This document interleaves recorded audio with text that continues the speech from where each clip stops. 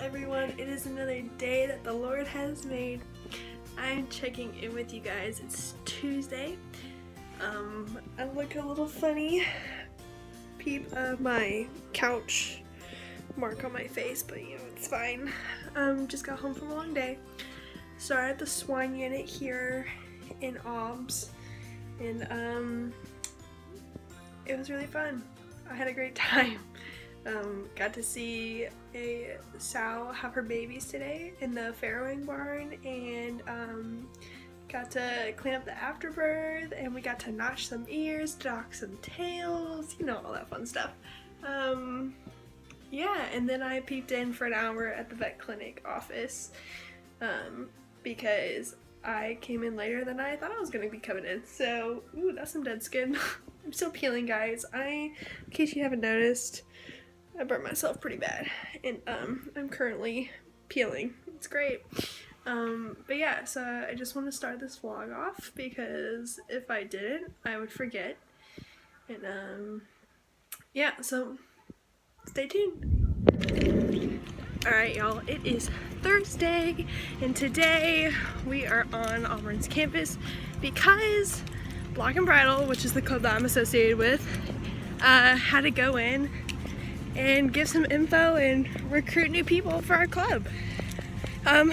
Camp War Eagle is a fun organization. I was gonna cross that road, but I guess not. But it's a fun organization to get hands-on experience with large animals. It helps a lot with the animal science pre-vet majors or wildlife sciences, whichever one you want. It's a lot of fun. Meet great, fun people. Get to do really cool things like lamb and goat show, Little Eye, which is where you get to show your own animal.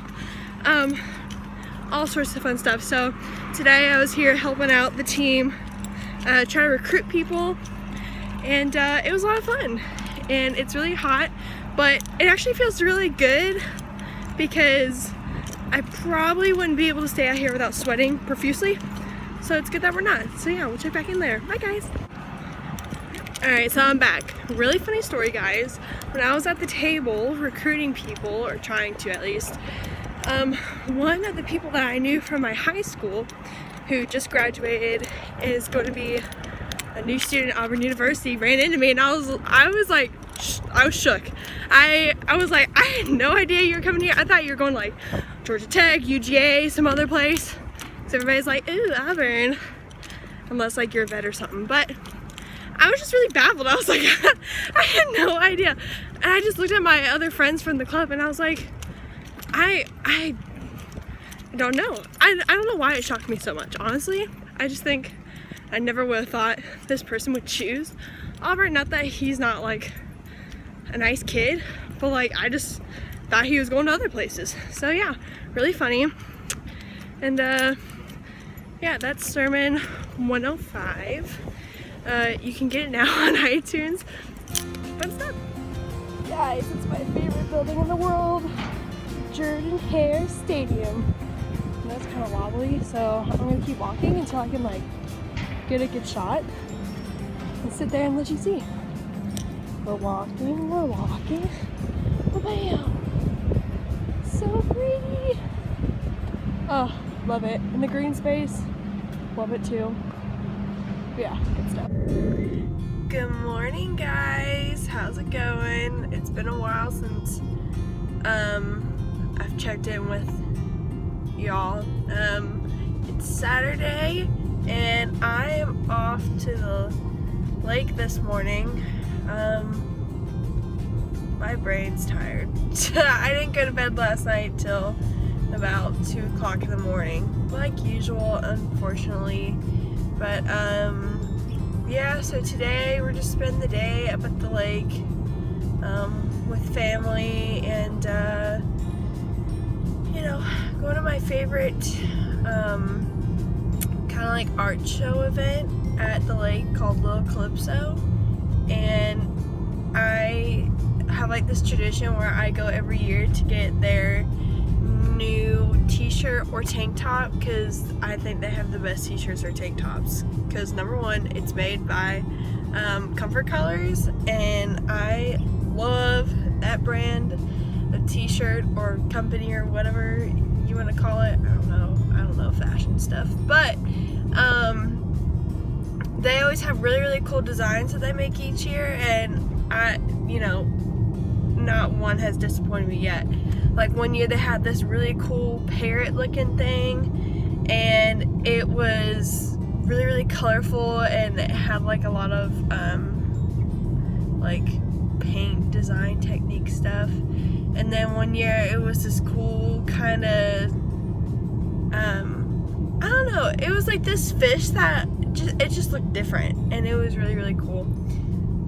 So you're gonna see a little snippet of the Calypso little Calypso art show here at the lake, and it's at one of like our favorite, well, I say our as in my favorite pizza place to get pizza at Chuck's, and I love Chuck's. It's on the water, it's great atmosphere, great people that go there. Yeah, so we're driving there now, and I'm still tired. And yeah, so we'll check it back in later, guys. We'll see ya.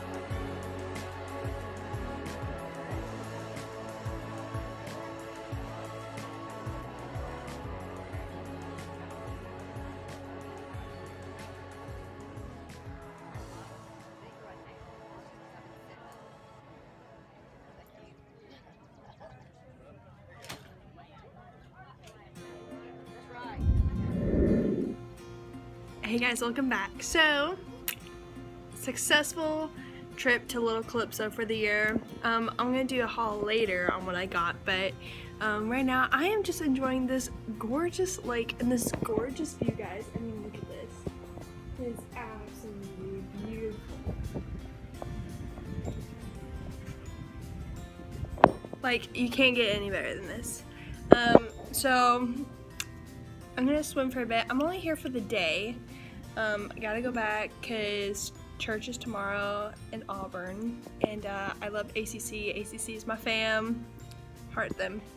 So we're gonna hang out here for the day. I don't really know what else we're gonna do, but I'm definitely gonna go swimming.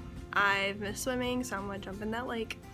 But I just want to shout out to one of the best sunscreens that I've ever used. Hashtag no sponsor, but it's called Blue Lizard, and it's 30 SPF. It's a really clean sunscreen. It's for sensitive skin. I mean, people, it's Australian ice. Oh my gosh, I almost said ice cream. Australian sunscreen. It's supposed to fight off the harshest rays, UV, UVB protection. Dermatologists love it because it's great for the skin, and I have really bad skin, as you can tell, but you know, I don't really care enough to put on makeup because it's not about what you look like on the outside, it's what's on the inside, and that's what your heart is. So I don't really care to put some on. Anyway, so this is a really good clean sunscreen for people who are really skeptic about the, you know, chemicals and ingredients that are in other sunscreens like Banana Boat, Copperstone, and there's one more. Oh, Neutrogena, that have actually caused kids' skins to burn. So yeah, if you ever see Blue Lizard, I recommend 10 out of 10. Honestly, even though it says water resistant for 40 minutes, I've put this on once and it's lasted me all day, and I even probably got a nice tan out of it. So yeah, I recommend that, and I hope everybody's having a great day so far, because I am. So yeah, we'll check in later. Bye guys. Hey everyone, welcome back. So I'm pretty sure this is gonna be like the last clip of the video for this week. It is Monday. I was supposed to do this yesterday, but it was Father's Day, so I just want to make sure I you know, spent the day with my dad and had a good time. So, we are about to dive into the Bible. Oh my gosh, I'm so excited to share what I've learned with y'all this week. One of the things that I've been praying about is, finding the right one in my life. And what do I mean by that? I mean by that, basically, all my life I've been single. And that's been one of the hardest things to kind of overcome mentally, because you start to think, oh, I'm not good enough. Oh, there's not going to be the right one for me. He's never going to come along. And, my advice to those thoughts is to never sell yourself short. There's always going to be the right person for you out there, and I think that there's a certain time and place when you're going to meet that someone, and there's going to be a reason why you're meeting that someone. And so that was really hard for me to kind of overcome, because all my life I've had wonderful friends who have had boyfriends and dates and all that, and I'm just sitting here like, me and my gorgeous skin aren't getting that male attention. So it's just kind of hard to wrap your brain around, why me, why not be special to somebody else. But so I've been praying about that, and what was really crazy was, God, this is crazy, God totally just flat out spoke to me. And it sounds so weird, because we're like, oh, I've never had God, never heard God speak to me, but it's not hearing him, it's what he's showing me.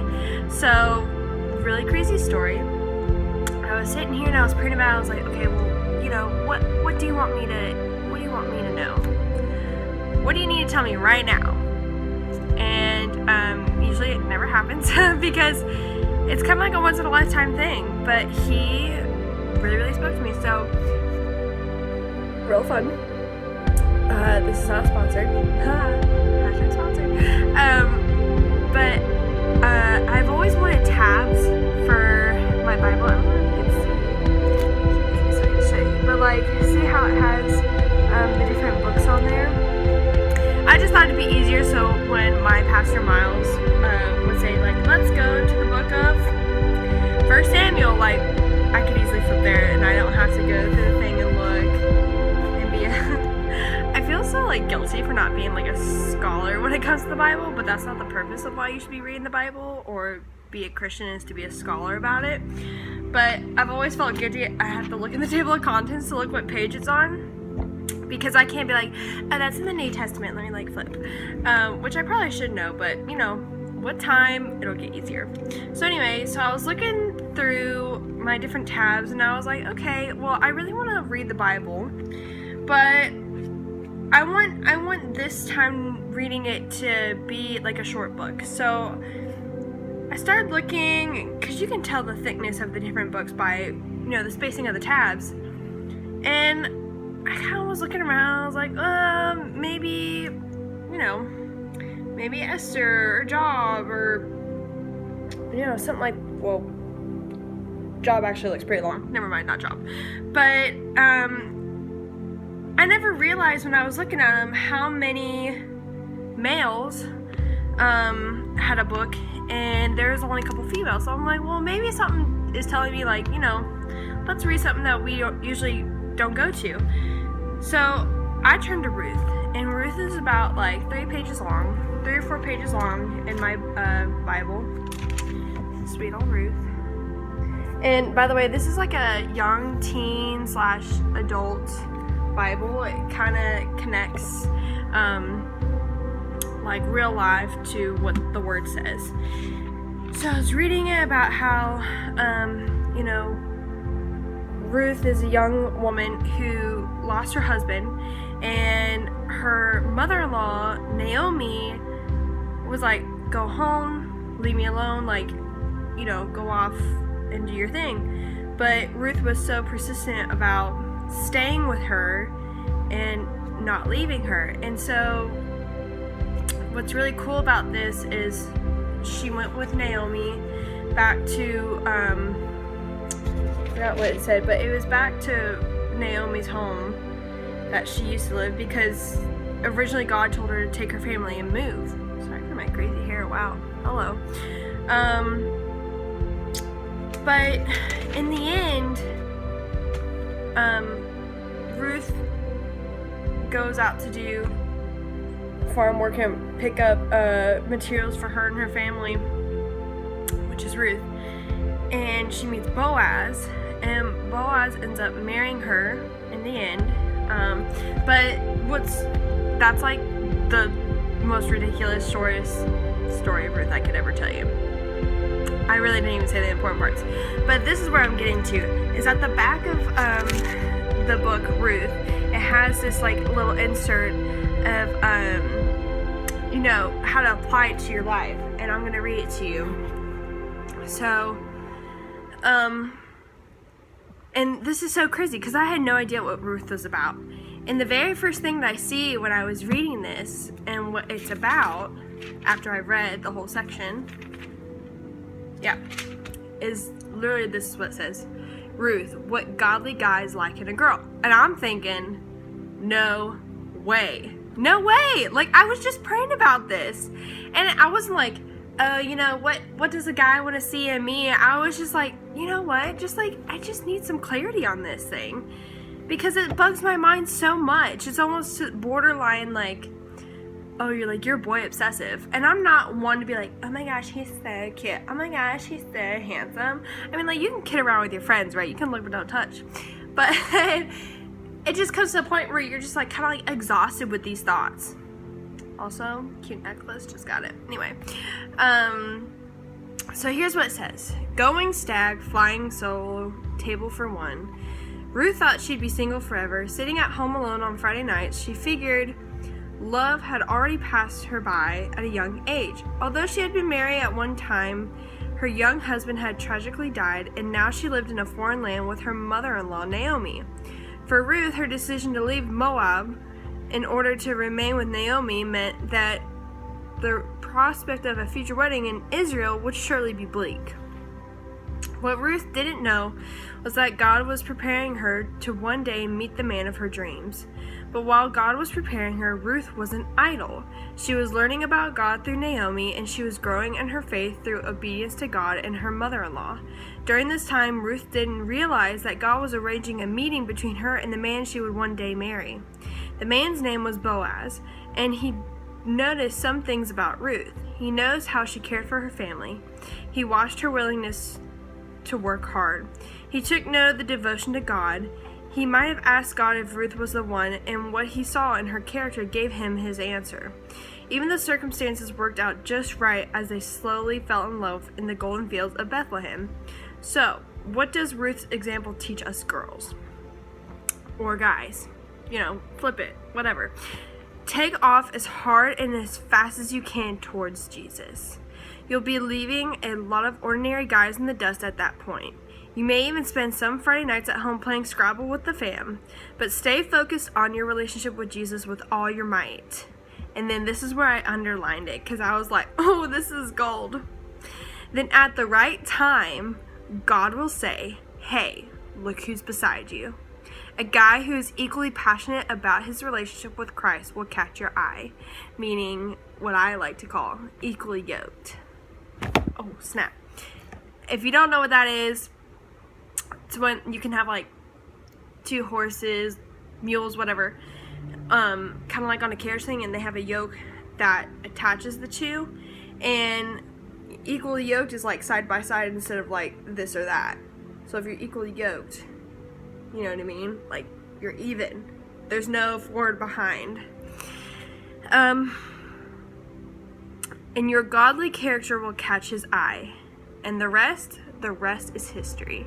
So that was just so crazy to me to be sitting here and just, you know, having that on my mind for a long time. And for him to like directly speak to me like that just blew my mind. It absolutely blew my mind. And I just want to share with y'all that the power of prayer and speaking to God, it just never fails. And I guess I feel so frustrated when people are like, I mean, I don't come a lot across people who kind of criticize me on my religion or my faith, but I just think it's frustrating when people are like, he's never there for me. I mean, like, if you don't exercise your faith, how are you gonna know he's real? And I can't put into words like how incredible this was for me, but I really hope that this helped you in some sort of way. It took a long time, but I really am passionate about this.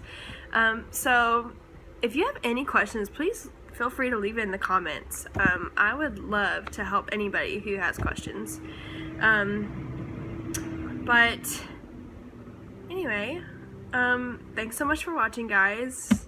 I'll be talking to you soon. God bless. Bye.